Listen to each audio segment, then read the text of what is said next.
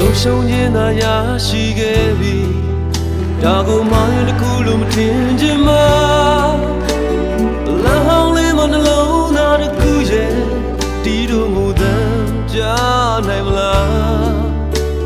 အိမ်မတစ်ခုဟာပြီးဆုံးခဲ့ပြီလောင်ခဲ့ခြင်းပြဘဝကိုဆုံးသတ်မတော့ပါ